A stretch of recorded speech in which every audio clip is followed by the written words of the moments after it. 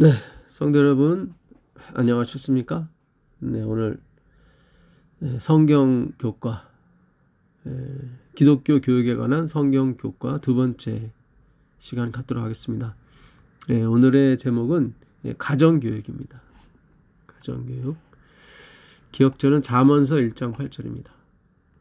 내 아들아, 내 아비의 훈계를 들으며 그 어미의 법을 떠나지 말라.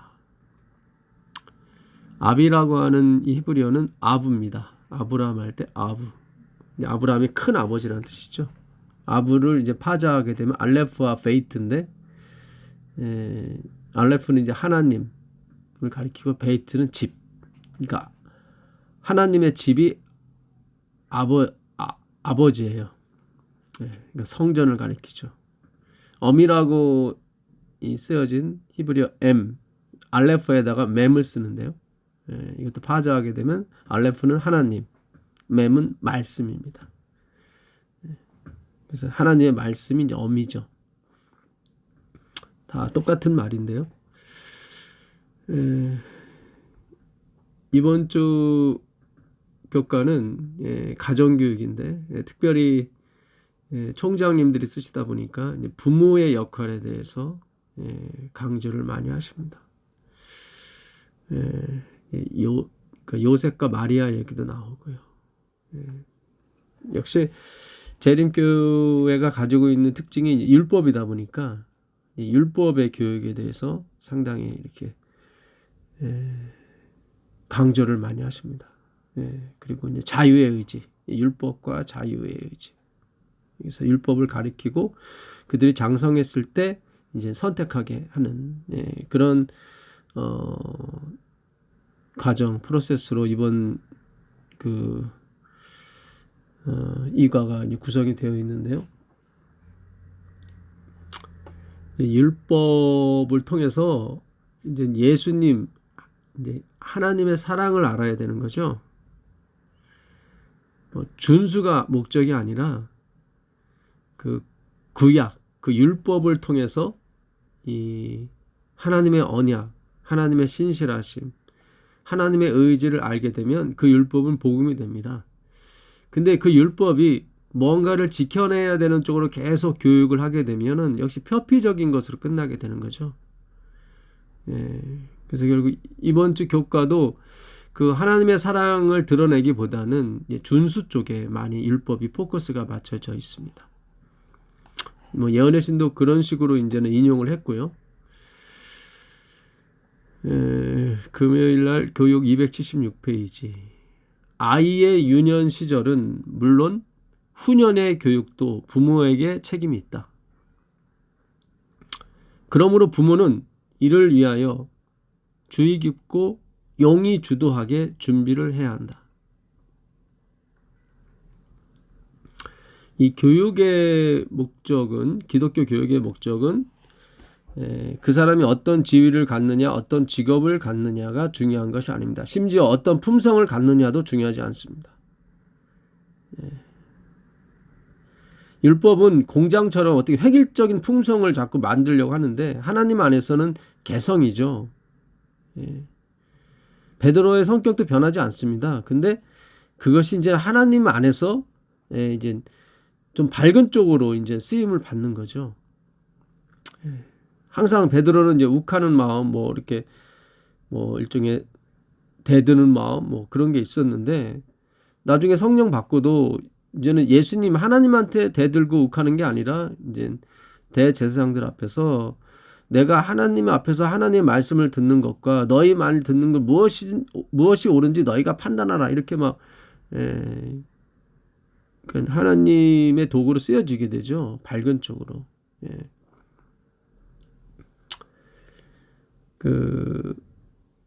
흔히 말해서 자녀 교육을 잘했다. 내 아들, 내 딸을 의사나 목사나 기타 사회에서 유명받는, 총망받는 젊은이도 만들었다.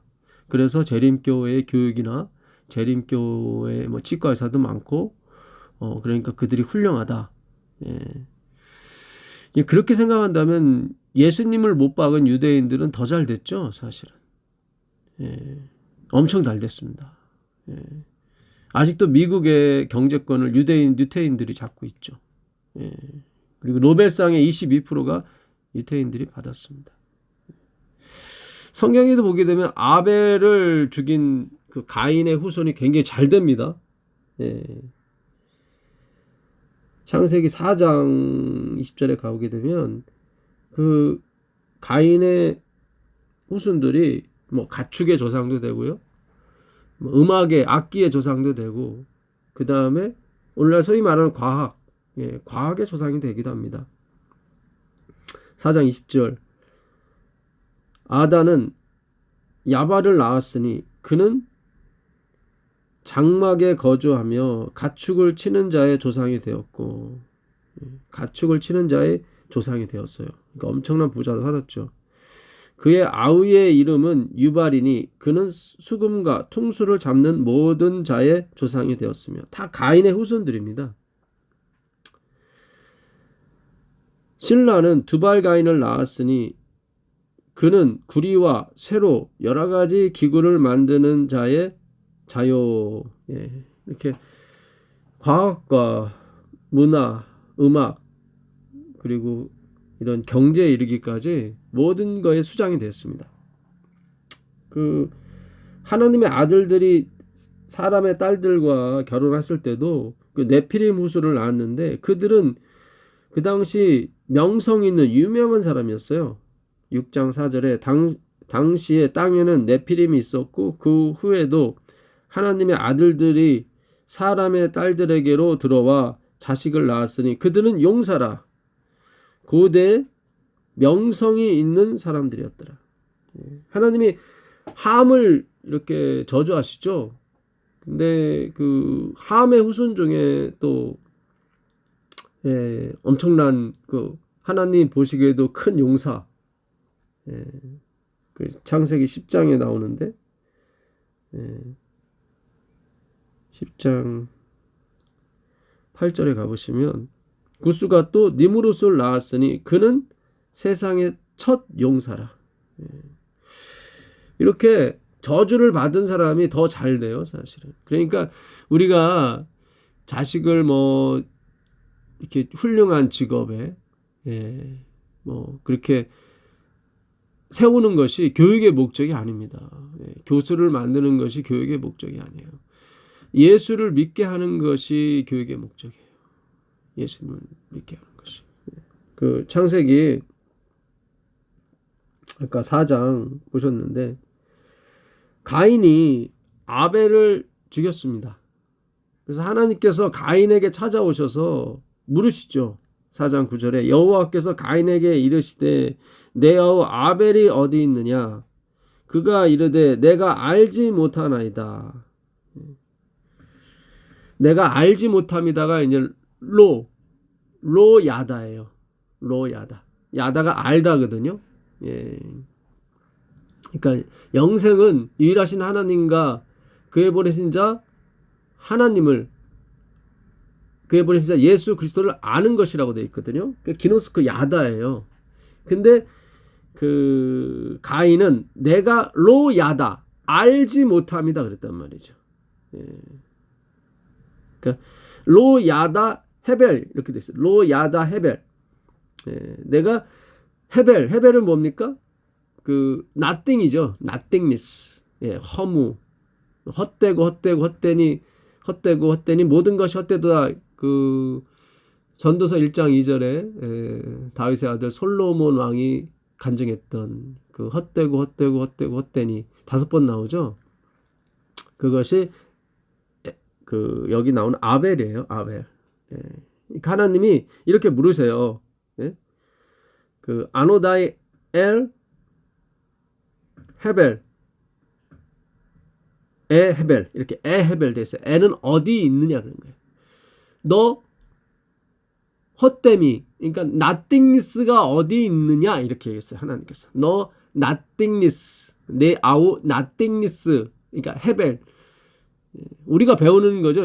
자기 부인 자기 삭제. 그러니까 너 자기 부인 했냐 그런 뜻이에요. 사실은 너 헤벨, 너 헛됨이 어디 있느냐 이렇게 얘기하시는 거예요. 그랬더니 가인이 대답하는 어떻게 대답합니까? 로 야다 헤벨. 나는 나땡리스를 알지 못합니다. 참 이거 이 성경 안에 엄청난 게 들어가 있어요. 참 하나님이 이름 하나 짓는 것도 진짜 대단해요. 대단하세요. 가인은 귀한 것 얻었다 그런 뜻인데 그 구원을 받은 아벨은 믿음의 첫 조상이거든요. 사실은 히브리서 11장에 보면 처음으로 그 믿음의 조상이 나오는데 그게 아브라함이 아니라 아벨이에요. 그는 믿음으로 가인보다 더 나은 제사를 하나님께 드렸으니 그의 믿음이 아직도 이렇게 말한다고 얘기하거든요. 근데 그 믿음이 뭐냐면 아벨이에요. 가인은 뭘 얻은 거예요. 야발, 유발, 두반가인 이렇게 뭐 경제, 그 다음 갖춘 경제니까요. 경제의 수장, 음악의 문화의 수장, 그 다음에 과학의 수장, 두발가인 이렇게 자손을 낳았습니다. 참 저는 이 히브리어에 담긴 의미가 너무 엄청난 것 같아요. 여러분 왜 바벨탑을 사람들이 쌌을까요? 바벨탑. 그래서 하늘에 다착을 해요. 왜 하늘에 다착을 했을까요? 그들이. 그 창세기 3장 끝절에 보게 되면 이같이 하나님이 그 사람을 쫓아내시고 에덴 동산 동쪽에 그룹들과 두루도는 불칼을 두어 생명나무의 길을 지키게 하셨다. 동쪽에 뒀어요. 그들을 에덴 동산 동쪽으로 이렇게 물러나게 해서 거기에 그룹들과 두루두루 화영검으로 생명나무의 길을 지켰어요. 그러니까 바벨탑은 자기 스스로 쌓는 탑이에요. 그래서 하늘에 올라서 뭘 하려고 그러냐면 생명나무를 먹으려고. 그러니까 자기 스스로 노력을 해서 생명에 이르려고 하는 것이 바벨탑이에요. 그러니까 성경은 완벽해요. 에벨, 너 헛됨이 어디 있느냐? 그래요. 헛됨이 어디? 나는 헛됨이 있는 게 아니라 나는 부자요, 부유하요. 뭐 자식도 잘 되고 나도 잘 되고 모든 게 잘 돼요. 이렇게 부족한 게 없어요. 나는 이제 남은 거지 하늘에 올라가서 손을 뻗어서 생명나무의 과실을 따먹을 거예요. 그게 뭐예요? 동쪽으로 간 사람들의 그 소망이었습니다. 행위였고요.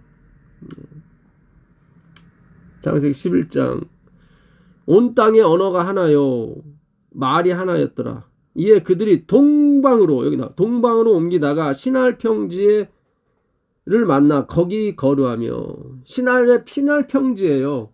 이 평지라는 말이 그 흰놈의 골짜기 할 때 골짜기 똑같은 말이에요. 죽음의 골짜기예요. 동쪽에 서로 말하는 거예요. 그들이 아말을 하는 거예요. 자, 벽돌을 만들어 견고히 굽자 하고 이에 벽돌로 돌을 대신하여 역청으로 진흙을 대신하고 또 말하되 성읍과 탑을 건설하여 그 탑 꼭대기를 하늘에 닿게 하여 우리 이름을 내고 온 지면에 흩어짐을 면하자 하였더니 왜 하늘에 닿으려고 그랬어요? 하나님이 생명나무의 길을 지키게 하셨거든요. 그래서 못 가게 됐어요. 근데 그들이 자신의 노력과 힘을 통해서 결국은 그걸 따먹으려고 하는 거죠. 그래서 눈에 보이는 것은 그렇게 되는 것처럼 보여요. 야발은 경제를 잡고 유발은 문화계를 잡고 두발가인은 과학계를 잡고 정말 통치자가 됐죠. 니무롯은 그 당시 통치자가 됐거든요. 용사, 기뻐로 통치자라는 얘기예요. 니무롯이라는 뜻은 대적, 반대한다 그런 뜻이에요. 그러니까 하나님께서는 종의 종이 돼야 된다 그랬는데 안 됐죠. 역적이라는 이름을 가지고 태어난 게 니무롯이에요. 그래서 결국 예수님이 그 죄를 안으시고 정말 종의 종이 되셨죠. 성경은 그걸 얘기하는 것 같아요. 그러니까 인간에게 영원토록 선악과를 따먹지만 그런 교육이 아니라 하나님이 작정하셨어요. 어떤 작정이냐면 그리스도의 죽음을, 우리의 선악과 먹음을 또 작정하셨고, 그래서 너희가 비록 그걸 먹을지라도 나는 너희를 결코 버리지 않고 반드시 내 생명을 바쳐서 끝까지 사랑할 것이다. 그것이 바로 하나님의 영광인 거예요. 그거를 좀 알려주고 싶었던 거예요. 그래서 선악과를 만든 거예요. 하나님께서는. 선악과를 따먹은 아담 하와를 비롯해서 모든 자들에게 너희는 헤벨, 너희는 정말로 아무것도 없는 어둠이었어. 심지어 너희들이 선악과를 따먹고 정말 사망으로 떨어질지라도 내가 너희를 권하고 말 거야. 너희가 하나님이 그 처음으로 아담과 하와를 교육한 게 뭐냐면 죽음이었어요. 죽음. 창세기 2장에 가보시면 너희가 선악과를 먹는 날에는 뭐예요? 반드시 죽으리라 그랬거든요. 17절에 이게 첫 번째 교육이에요. 선악을 알게 하는 나무의 열매는 먹지 말라. 내가 먹는 날에는 반드시 죽으리라. 이게 무트 타무트라고 됐죠. 무트. 이 무트라는 글자, 이 mem과 탑으로 돼 있는데 mem, 바브, 탑으로 됐어요. 근데 바브는 이게 모음이라 거의 뭐 뜻이 없어요. 자음만 뜻이 있으니까. 그래서 이 무트를 거꾸로 하면 탐임이 돼요. 탐임은 뭐냐면 완전이에요. 완전. 창세기 그 17장에 하나님이 아브라함에게 나타나서 너 완전하라 그러셨죠. 아브라함이 99세 때 여호와께서 아브라함에게 나타나서 그에게 이르시되 나는 전능한 하나님이라. 너는 내 앞에 행하여 완전하라 할 때 이 완전이 뭐예요? 탐임이에요. 탐임인데 이 글자를 거꾸로 하면 무트가 되는 거예요.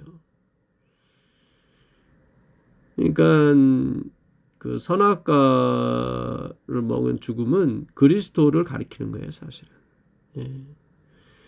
그러니까 이게 우리가 저번 시간에도 우리가 공부를 했지만 히브리서 9장 그 15절에 하나님이 첫 언약의 범한 죄를 담당을 하셨거든요.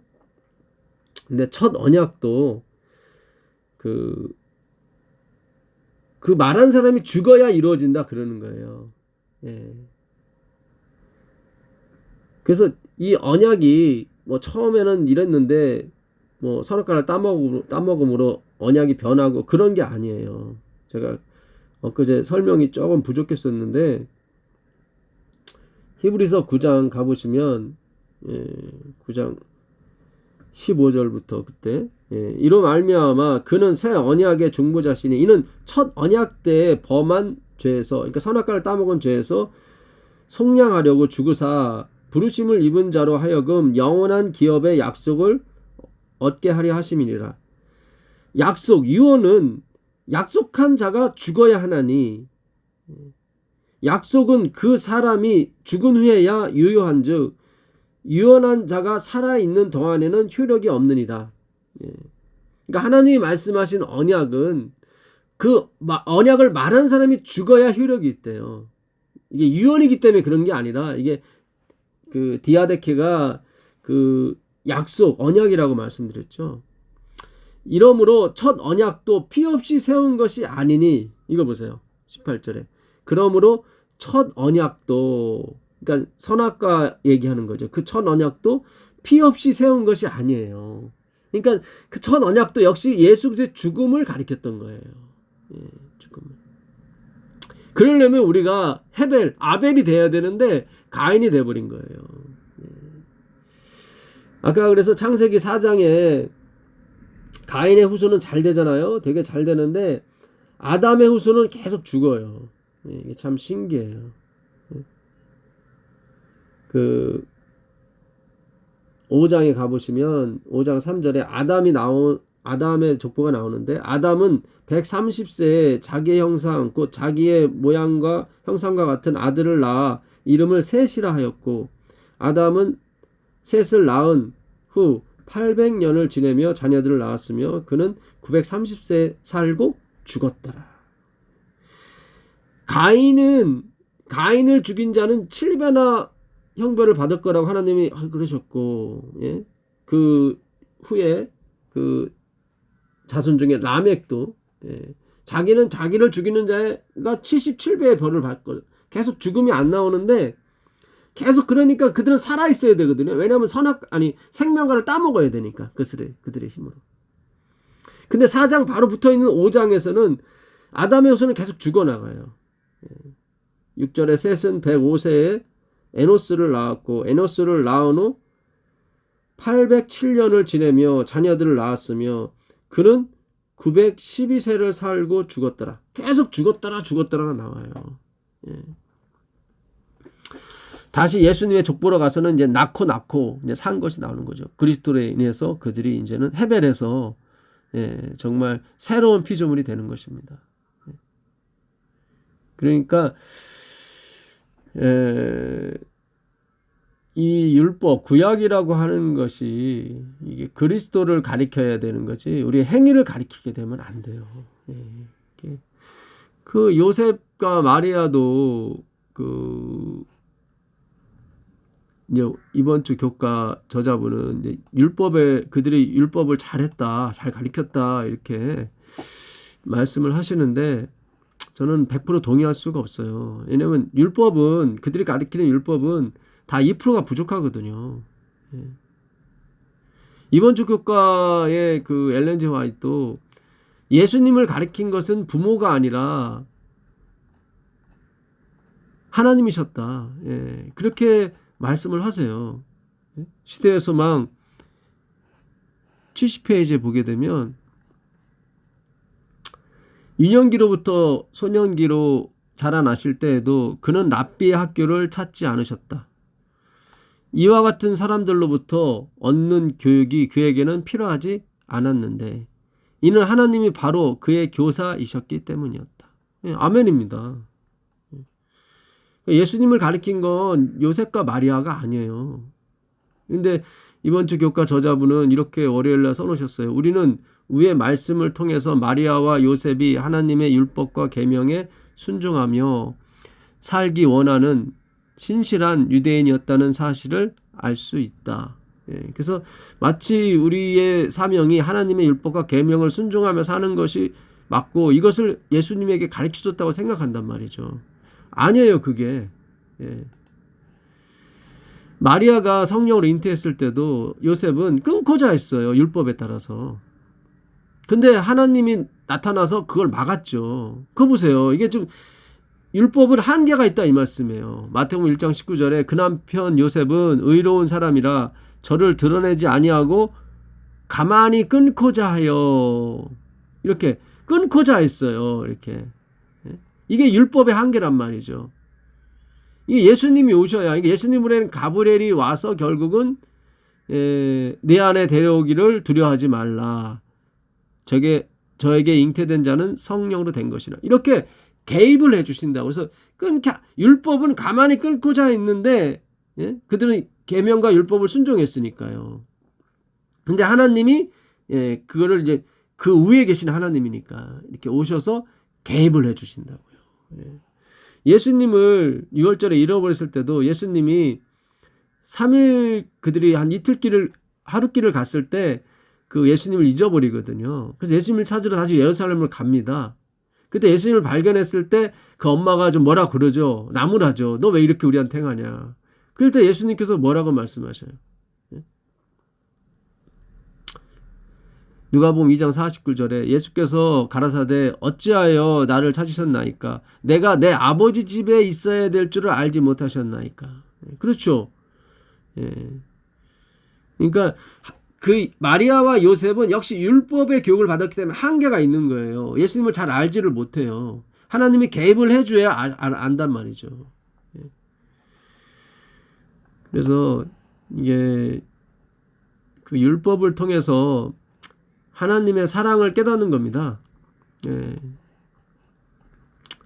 시대의 소망 69페이지 보게 되면 아주 옛날부터 이스라엘의 신실한 자들은 청소년 교육에 많은 관심을 기울였다. 주께서는 아주 어릴 때부터 아이들에게 하나님의 율법에 명시되고 이스라엘의 역사 가운데 나타나신 하나님의 인자하심과 위대하심에 대하여 가르치라고 특별히 명하셨다. 그러니까 부모들에게 그 율법에 나타난 하나님의 인자하심과 위대하심, 그러니까 율법이 뭘 지켜 안 지켜 이런 쪽이 아니라 하나님의 인자하심과 위대하심에 대해서 기록되어 있다는 거죠. 이걸 복음으로 해석을 해야 되는데 그들은 그렇게 하지 못했어요. 그래서 오늘 소위 말하는 고지론, 높은 데 올라가야 하나님께 영광을 돌릴 수 있다는 식으로 계속 열심히 공부했던 거죠. 그래서 유대인들은 치과 의사도 굉장히 많고요. 금융가도 꽉 잡고 있어요. 그러나 그들이 구원과 가깝다고는 제가 말씀드릴 수가 없습니다. 그들은 예수님을, 하나님을, 자기를 지은 하나님을 십자가에 못 박은 사람들이거든요. 결국 우리나 그들이나 회개해서 천국에 가는 거지, 높은 데 올라가서 하나님께 영광을 돌리는 그런 게 교육이 아니라 이 말씀이에요. 예수님을 가르쳐 줘야 되는데 예수님만, 나머지는 아벨이라고요. 에 아벨, 아노다이 에 아벨, 너 나띵니스가 어디 있느냐 그랬단 말이지. 그 어둠이라 가치가 있는 이름을 가진 가인에게. 그랬더니 가인이 대답하여 이르되 로 야다 했단 말이야. 로 야다 에벨, 나는 결단코 나띵니스를 알지 못합니다 그랬단 말이죠. 그건 멸망인 거예요. 참 이 창세기 4장 9절에 나오는 그 짤막한 대화 속에서 이미 하나님의 그 자비가 선포가 됐고, 너는 정말 국률만 받아야 되는 존재다, 그 얘기를 하시는 거예요. 그래서 율법을 통해서는 하나님의 인자하심과 위대하심에 대하여 가르치라고 특별히 명을 받은 거예요. 참 이게 엄청난 건데요. 근데 그 하나님의 위대하심과 인자하심에 대해서는 가르치려고 하질 않고 자꾸 뭘 행하는 쪽으로, 그래서 뭔가 보여주려고 하는 쪽으로 자꾸 간단 말이죠. 그런 교과가 돼서는 안 되는 말이죠. 찬미와 기도와 성경의 교훈들은 지성이 뜨이기 시작하는 아이들의 마음에 적용되어야 했다. 정말 그들이 부모를 사랑하고 존경할 때 그 부모가 드리는 기도와 찬미에 그들은 자연적으로 귀를 기울이게 되어 있습니다. 이렇게 저렇게 이렇게 뭔가 이렇게 지시식으로 하는 게 아니라요. 아이들은 부모를 사랑하기 때문에 부모가 하는 대로 쫓아가게 돼 있어요. 그래서 부모님이 먼저 하나님을 사랑하는 법을 깨달으셔야 돼요. 먼저 성경 공부를 하셔야 돼요. 그렇지 않고 이렇게 막 예언의 신을 동원해서 책임이 있다 막 이런 식으로 가게 되면 무겁죠. 되게 무겁죠. 수요일 날도 부조와 선지자 244페이지에 보게 되면 부모들은 자녀들이 아주 어렸을 때 그들을 가르치고 훈련시켜 그리스도인으로 만드는 것을 그들의 목표로 삼아야 한다. 이렇게 부모가 자녀를 그리스도인으로 만드는 쪽으로 이렇게 표현이 돼 있어요. 사실은 참 안타깝죠. 정말 안타까워요. 예수님이 이렇게 말씀하셨어요. 요한복음 6장 그 44절에 보게 되면 45절에 보시면 6장 45절입니다. 6장 45절 보시면 선지자의 글에 그들이 다 하나님의 가르치심을 받으리라 기록되었은즉 아버지께 듣고 배운 사람마다 내게로 오느니라. 그러니까 예수를 믿는 사람은 다 아버지께 교육을 받은 거예요, 사실은. 그러니까 우리의 부모들은 역할만, 어떤 몸만 빌려드린 거죠, 사실은. 이는 아버지를 본 자가 있다는 것이 아니니라. 오직 하나님에게서 온 자만 아버지를 보았느니라. 진짜 아버지가 나타나서 교육했다는 게 아니라 이게 간접적으로 하셨다는 얘기죠. 아니 부모나 교사 몸에 들어가신 마치 예수 안에 들어간 하나님처럼 부모의 몸속에 들어간 그 마음속에 들어가는 말씀이죠. 감동으로 된 말씀. 그것이 결국 그분이 그 자녀들을 가리키게 해야 되는 것입니다. 그래서 하나님의 작정과 이 예정을 배워야 돼요. 주권에 대해서요. 여러분 잘 아시다시피 마태복음 16장 16절에도 시몬 베드로가 대답하여 이르되 주는 그리스도시요 살아계신 하나님의 아들이시니이다. 예수께서 대답하여 이르시되 바요나 시몬아 네가 복이 있도다. 이를 내게 알게 한 이는 기노스코 야다죠. 이를 내게 알게 한 이는 혈육이 아니요. 그렇죠. 사람이 아니라 하늘에 계신 내 아버지시니라. 그러니까 이 역까지 가셔야 되는데 이번 주 교과도 율법으로 끝나고 결국 율법으로 끝나게 되면 결국 내가 선택하고 내가 행해야 되는 쪽으로 가게 돼 있어요. 그러다 보니까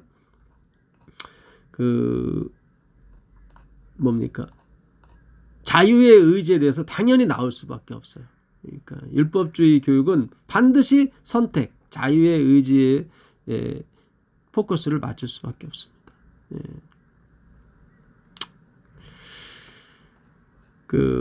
목요일 날 신명기 6장 7절에 대해서 이렇게 말씀하셨어요. 내 자녀에게 부지런히 가르치며 집에 앉았을 때든지 길을 갈 때든지 누웠을 때든지 일어날 때든지 이 말씀을 강론할 것이며. 신명기 6장 7절이죠. 근데 뭘 가리키냐면은 이 말씀 안에 표피 속에 담겨진 의미를 가리켜야 되는데 표피만 가리키는 거죠. 이스라엘의 교육이 100% 완전히 틀린 건 아닙니다. 거기에도 이렇게 어떤 그들의 의미를 갖고 있어요. 그러니까 이스라엘에는 만 12살이 되면은 이제 성인식을 하게 됩니다. 그래서 모세오경을 외우게 하고 부유한 집은 그들에게 한 10,000불 정도씩 1,000,000원 정도 주죠. 돈 관리하는 법도 가르쳐 주기 위해서.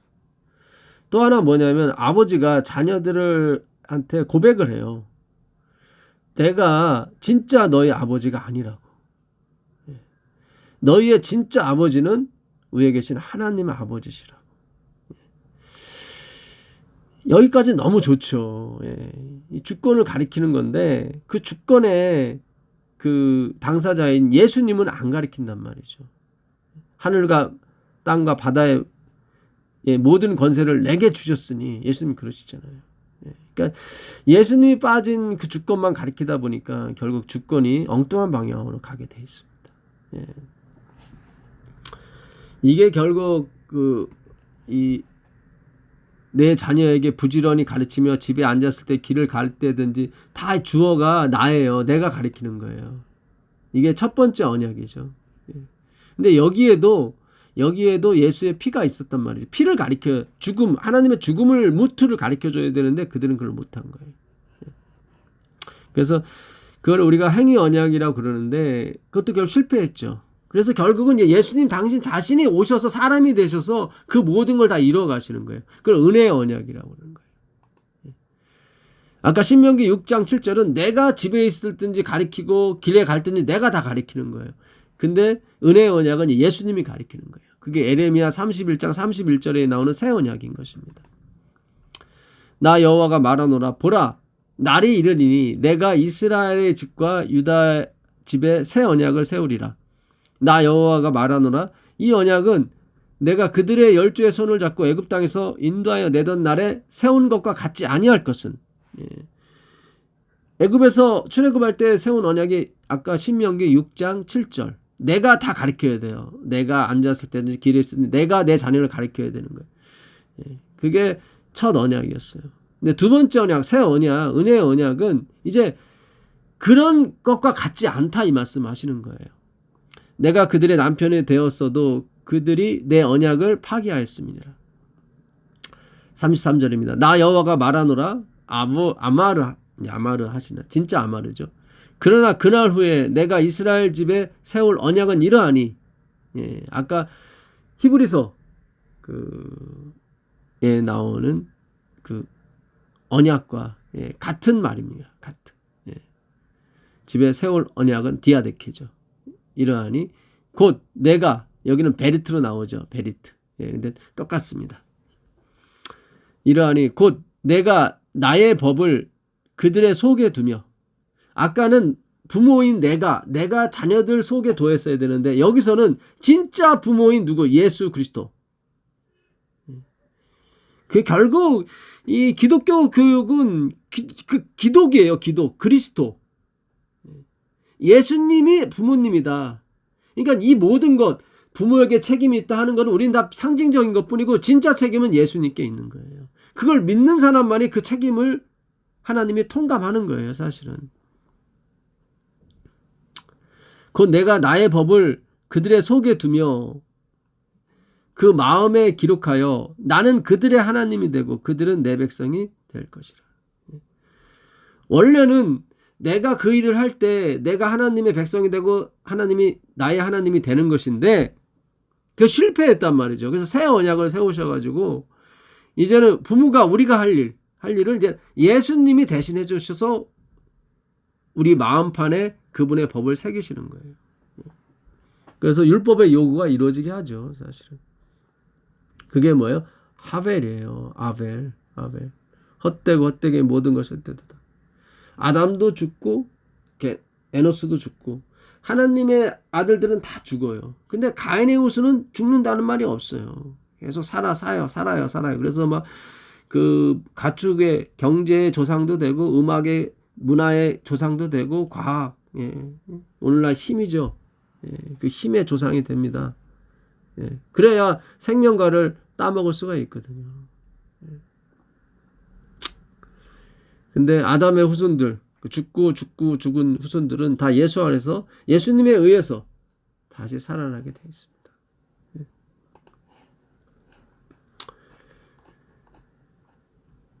그래서 우리가 이 옛 언약, 첫 언약, 행위 언약, 그래서 어디로 넘어가요?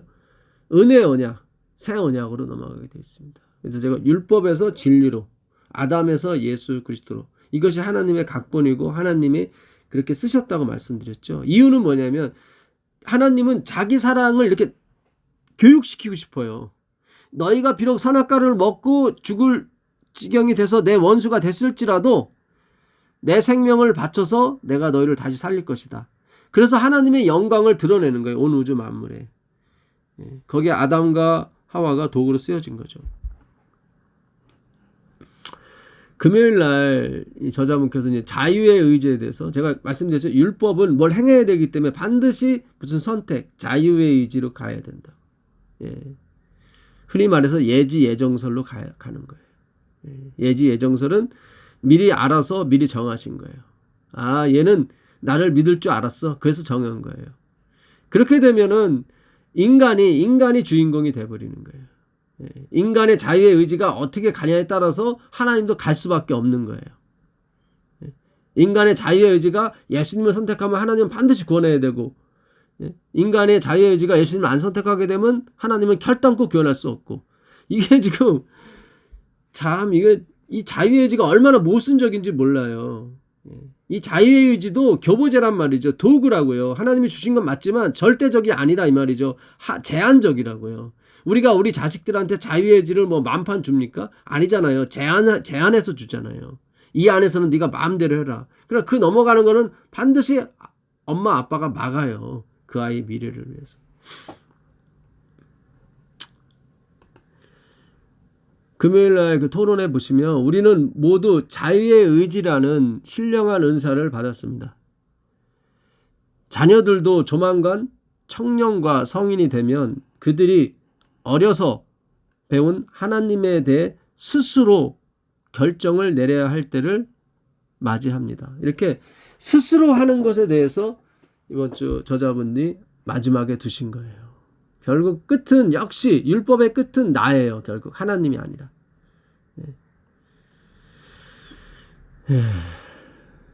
그러니까 이 주권에 대해서 우리가 배워야 되는데 알미니안주의가 20세기 초에 1905년도죠. 칼빈 그 당시 은혜 사상에 이제는 대립을 해서 내가 이제 선택을 해야 된다. 거기에 이제 초점을 맞추게 됐죠.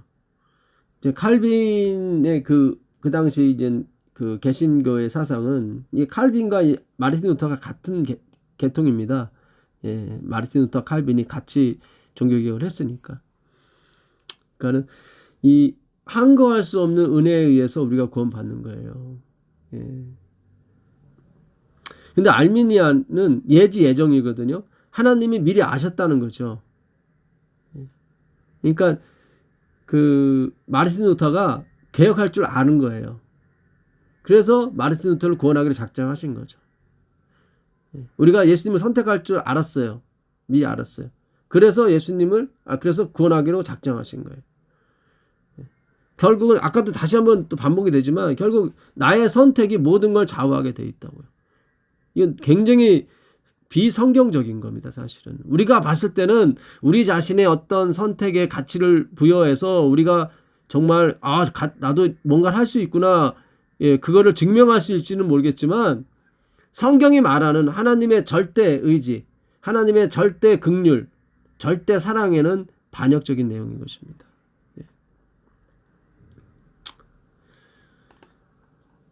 부모뿐 아니라 다른 사람에게 복음을 전하고 가르치고자 하는 사람이라면 누구든지 자유의 의지에 관한 이 중대한 진리를 늘 명심해야 하는 이유는 무엇입니까? 이렇게 하고 끝나요, 교과가.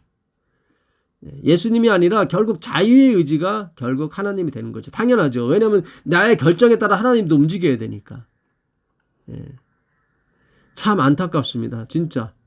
여기도 보게 되면 복음도 전하고 가르치고자 하는 사람이라면 참 이건 복음이 아닌 거예요. 이거는 다시 한번 말씀드리지만 자유의 의지가 있긴 있어요. 하나님이 만드신 거예요. 그러나 그거는 사본이라고요. 제한적이라고요.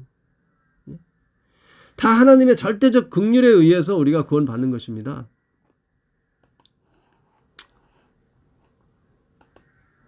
그 로마서 8장 29절 하나님이 미리 아신 자들로 또한 그 아들의 형상을 본받게 하기 위하여 미리 정하셨으니 이는 그로 많은 형제 중에 맏아들이 되게 하려 하심이니라. 미리 정하신 그들을 또한 부르시고 부르신 그들을 또한 의롭다 하시고 의롭다 하신 그들을 또한 영화롭게 하셨느니라. 33절 누가 능히 하나님의 택하신 자들을 송사하리요. 송사가 이제 고발이라고 그랬죠. 율법이 고발하는 거예요. 고발할 수 없다. 왜냐하면 예수님 피로 사셨기 때문에 다 갚았기 때문에 하나님의 긍휼을 택하신 사람이에요. 누구를? 의인이 아니라 죄인을 택했다고요. 미리 아시고 미리 정하셨다. 이 미리 아시고를 알미니안 주에서 얘기하는 것처럼 하나님이 그렇게 될 걸 아시고 정하신 게 돼버리게 되면 풀리지 않는 구절이 하나가 있어요. 사도행전 2장 23절에 보게 되면 그가 하나님께서 정하신 뜻과 미리 아신 대로 내준 바 되었거늘 누가요? 예수님이. 그러니까 그가 하나님께서 그는 여기 예수님이에요. 하나님께서 정하신 뜻과 미리 아신 대로 내어준 바 되었거늘 그러니까 예수님이 내어준 바 됐어요. 미리 아신 대로 너희가 법 없는 자들의 손을 빌려 못 박아 죽였으나 그러니까 예수님은 하나님께서 미리 아시고 미리 정하신 분이에요. 여기 똑같은 단어 나오는 거예요. 미리 알다. 이게 프로기노스코라고 되어 있거든요. 그러면 이걸 어떻게 생각하냐면 하나님 아버지께서 어느 날 미래를 봤어요. 미래를 봤더니 자기 아들이 죽는 거예요. 그렇게 되는 거예요, 이게. 하나님 아버지께서 미래를 봤더니 자기 아들 예수가 십자가에서 죽는 거예요. 그래서 정했다는 거예요. 그럼 말이 안 되는 거죠, 이거는. 예수님은 영세 전부터 우리가 로마서 그때도 배웠지 않습니까? 영세 전부터 세워진 그 하나님의 그 섭리였다고요. 로마서 16장 25절 보시면 나의 복음과 예수 그리스도를 전파함은 영세 전부터 감추었다가 이제는 나타나신 바 되었으며 그렇죠. 영세 전부터 감춰졌던 분이 누구예요? 예수님이지. 하나님 아버지가 어느 날 미래를 한번 볼까? 그래서 딱 봤더니 자기 아들 예수가 십자가에 죽는 거예요. 왜냐하면 자유의 의지는 하나님이 건드릴 수가 없으니까. 그런 게 아니란 말이죠. 그러니까 이 사도행전 2장 23절을 풀지를 못해요. 그렇게 알미니안주의식이면. 미리 아셨다고 하는 것은 그분이 만들었기 때문에 알게 되는 거예요. 그렇다고 예수님을 만들었다는 게 아니라 여긴 다르죠. 미리 다 정하셨어요. 삼위 하나님께서. 그래서 아신 거예요. 하나님이 우리를 아셨다는 것은 그분이 우리 창조이기 때문에 우리를 너무 잘 안다고요. 베드로전서 1장 18절 한번 가보겠습니다. 베드로전서 1장 18절.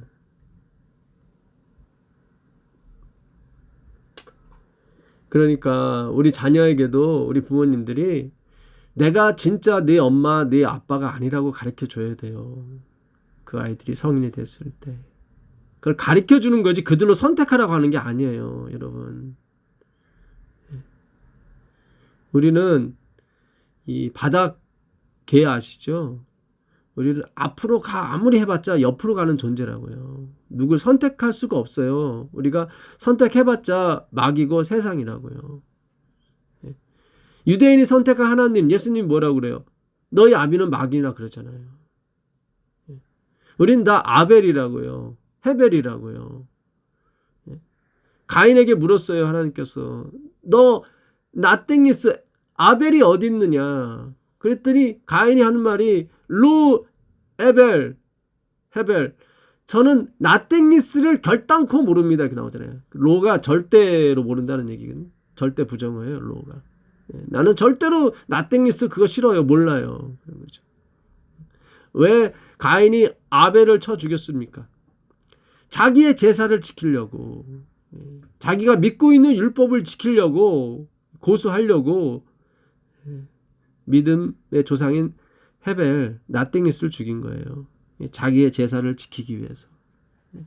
유대인들도 마찬가지죠. 소위 말해 자기들 율법을 고수하기 위해서 예수님을 죽인 거죠. 율법을 수부하기 위해서. 너희가 알거니와 너희 조상이 물려준 헛된 행실, 이게 바로 자기의 선택과 노력을 통해서 구원 얻으려고 하는 것을 헛된 행실이라고 하는 거예요. 그걸 헛됨이 똑같아요. 이 헛됨도. 이게 나땡니스거든요. 그러니까 그 헛된 행실인 줄 알면 되는 건데 그들은 헛된 행실이라고 안 하는 거죠. 가인, 귀중한 거다, 얻은 거다 생각하는 거죠.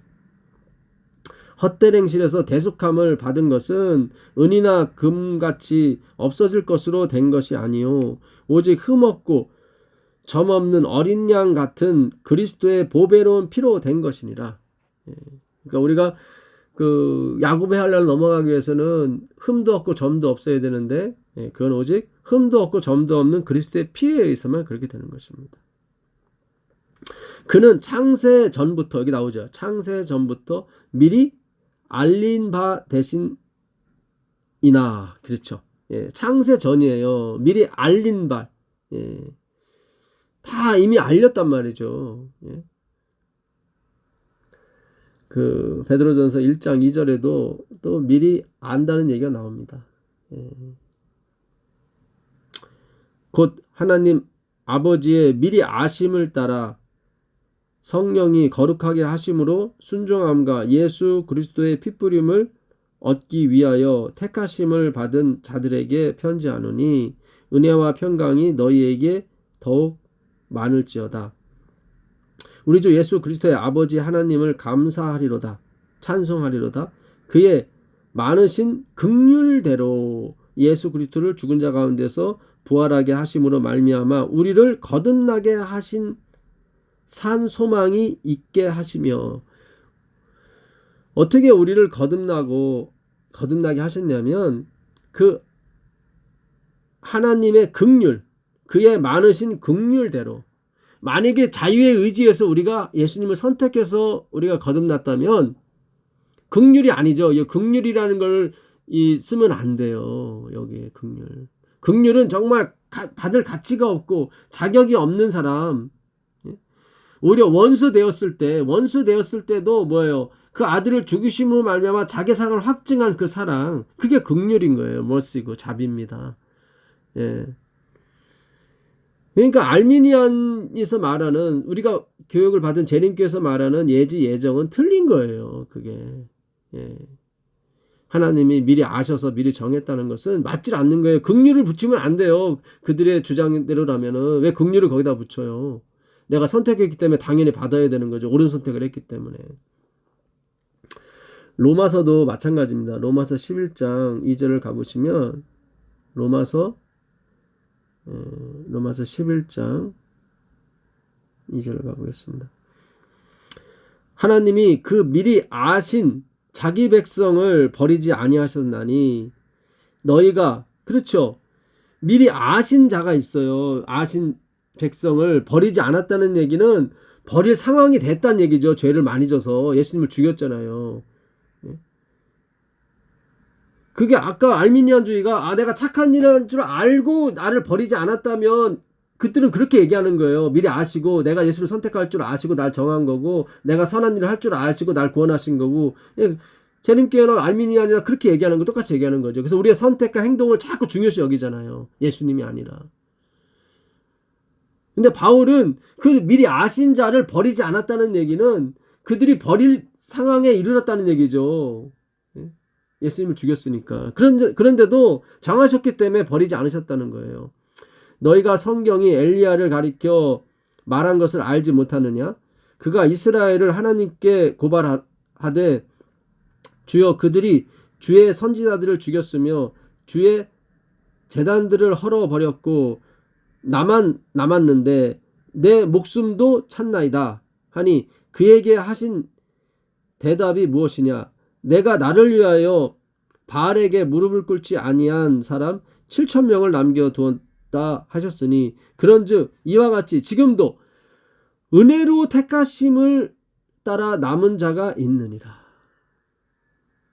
만약에 알미니안주의가 예지예정설 하나님이 이렇게 미리 아시고 미리 정하셨다. 그들이 이걸 택할 줄 알고 그를 정했다. 그러면 은혜가 아닌 거예요. 여기는 그 남은 자도 이와 같이 지금도 은혜로 택하심을 따라 남은 자가 있다. 그러니까 엘리야는 그 7,000명조차도 다 선지자를 죽인 것에 가담았다고 믿은 거예요. 나만 홀로 남았다고 그랬으니까. 근데 하나님이 그 사람 중에 7,000명을 했다는 거죠. 은혜로. 그들이 은혜로 바알에 무릎을 꿇지 않았다는 얘기죠. 만약에 바알에 무릎을 꿇은 게 그들의 선택과 의지였다면 은혜가 아니죠. 은혜라는 단어를 쓰지 말고 보상이라는 단어를 써야죠. 그때는 보상. 근데 이와 같이 지금도 은혜로 택하심을 따라 남은 자가 있다고 하는 거 보니까 그들이 바알에 무릎을 꿇지 않은 것도 다 뭐예요? 하나님의 은혜였단 말이죠. 간섭이었단 말이죠. 마치 요셉이 자기 그 부인 마리아와 아이를 가만히 끊고자 했을 때 가브리엘이 나타나서 아니다 그렇게 하지 마라. 그런 것처럼. 그러니까 요셉을 의인 만든 거는 하나님이신 거예요. 그러니까 참 그 신명기 7장 6절 한번 가보겠습니다. 신명기 7장 6절 보시면 나는 여호와 네 하나님의 성민이라. 너는 여호와 네 하나님의 성민이라. 네 하나님 여호와께서 지상 만민 중에서 너를 자기 기업의 백성으로 택하셨나니. 여기 나오죠. 택하셨나니. 왜 택했어요? 여호와께서 너희를 기뻐하시고 너희를 택하심은 너희가 다른 민족보다 수요가 많기 때문이 아니라. 여기 나오죠. 수요가 많기 때문이 아니라 너희는 오히려 모든 민족 중에 가장 정언이라. 여호와께서 다만 너희를 사랑하심으로 말미암아 택했다 이 말이죠. 그러니까 긍휼인 거예요. 그 택하심은 너희가 나를 선택할 줄 알고 너희가 크기 때문에 너희가 훌륭한 고지에 올라갔기 때문에 그런 게 아니라 그냥 다만 여호와께서 다만 너희를 사랑하심으로 말미암아 너희를 택했다. 그러니까 사랑인 거예요. 아까 읽었던 예레미야 31장 다시 가보겠습니다. 예레미야 31장 3절 가보겠습니다. 예레미야 31장 3절. 옛적에 여호와께서 나에게 나타나사 내가 영원한 사랑으로 너를 사랑하기에 인자함으로 너를 이끌었다 하였노라. 그러니까 무슨 원인이 우리한테 있었던 것이 아니라 그 영원한 사랑, 이거를 아신다고 하는 거예요. 이 사랑을. 그러니까는 그 기노스코, 야다가 동침하다와 똑같은 말이거든요. 사랑하다. 아담이 하와를 사랑해서 셋을 낳고 이런 것처럼. 그러니까 야다, 알다는 사랑하다로 바꿔도 상관이 없는 거예요. 내가 영원한 사랑으로 너를 사랑하기에 인자함으로 너를 이끌었다. 그래서 하나님은 아모스 3장 2절에도 내가 너희만 알기를 원한다고 말씀을 하셔요. 그게 하나님의 편애라고 전에 한 말씀드렸었죠. 내가 땅의 모든 족속 가운데 너희만을 알았나니 그러므로 내가 너희 모든 죄악을 너희에게 보응하리라. 그러니까 하나님은 땅의 모든 족속 가운데 너희만을 알았어요. 그래서 우리가 율법을 열심히 지킬 때도 우리가 어떤 죄악에 대한 보응을 받았어요. 사실은 사랑했기 때문에. 왜 그런 적 있잖아요. 회필 나예요? 왜 나를 이렇게 미워해요? 하나님 미워하시는 것처럼 보이잖아요. 다른 사람은 가인은 막 후손이 막 야발, 유발, 두발간 세상에 이름을 냈는데 니무롯처럼 첫 영걸이 되고 명성인자가 됐는데 우리는 율법을 열심히 지켰는데도 그냥 죄악을 이렇게 감해주지 않으시고 보응하시는 것처럼 보였다고요. 왜냐면 우리만 아시니까. 하나님이 정말 우리 자신이 얼마나 그 아벨인지를 알기를 원한 거죠. 그래서 아벨의 후손이 다 뭐예요? 아니 아담의 후손이 다 죽었더라가 나오는데 가인은 죽었더라가 안 나오잖아요. 하나님의 섭리입니다. 그분이 작정하신 대로 가실 거예요. 사도행전 4장 27절 하나 더 보고 마치겠습니다. 사도행전 4장 27절. 과연 헤롯과 본디오 빌라도는 이방인과 이스라엘 백성과 합세하여 하나님께서 기름 부으신 거룩한 종 예수를 거슬려 하나님의 권능과 뜻대로 이루려고 예정하신 그것을 행하려고 이 성에 모였나이다. 그러니까 예수님을 죽이려고 헤롯과 빌라도가 원수였는데도 합세하여 하나님의 기름 부으신 종을 죽이려고 했던 것은 하나님이 다 작정하신 거였어요. 그러니까 이렇게 당신 아들을 작정하시고 죽이셨기 때문에 우리가 마음 편히 살 수 있는 것이고 우리가 하늘에 새 예루살렘 성에 입성할 수 있는 것입니다. 그래서 이 마지막 남은 백성에게 하나님께서 그 미리 아시고 정하셨던 미리 사랑하시고 정하셨던 그 하나님의 예정과 작정과 섭리에 대해서 주권에 대해서 가르쳐 주길 바라서 우리가 지금 공부하는 것입니다. 근데 아직도 이 머릿속에 있는 이 하나님의 절대 의지의 사랑이 아직 가슴으로 믿어지지 않고 내려오지 않는 거죠. 그러다 보니까 우리가 자꾸 방황하게 되고 자꾸 이렇게 사랑치 못하게 되는 것입니다. 그 하나님의 사랑이 못 내려왔기 때문에. 저 또한 참 가까운 사람부터 사랑하지 못하는 저 자신이 참 괴롭고요. 역시 난 아벨이구나. 그런 생각을 해봅니다. 오늘도 제가 이 녹음 때문에 교과 때문에 제 딸 그 공부하는 거 그것 때문에 신경질 내고 막 그랬었는데 참 저 자신부터 회개해야 될 것 같아요. 그리고 정말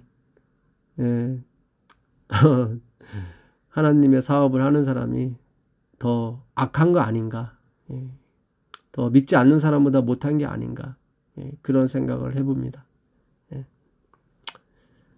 정말 주님이 가인에게 물은 것처럼 헤벨 너 나띵니스가 어디 있느냐 그랬을 때 우리도 역시 로 야다 헤벨 주님 저는 나띵니스를 모릅니다. 그것조차 모르는 그런 가인과 같은 사람입니다. 라고 고백해야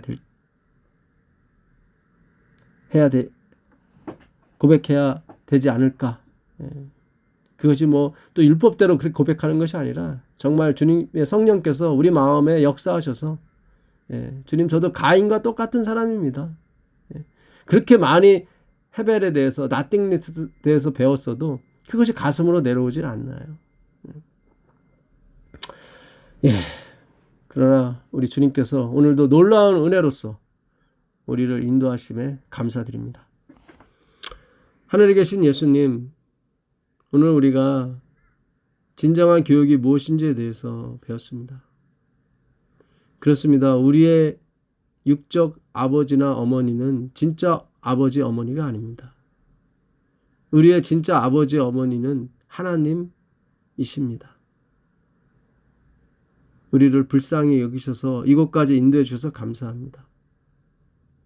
영원히 가도 주의 사랑을 깨닫지 못하는 저희들을 불쌍히 여겨 주시옵소서. 예수 그리스도께 간절히 기도합니다. 아멘.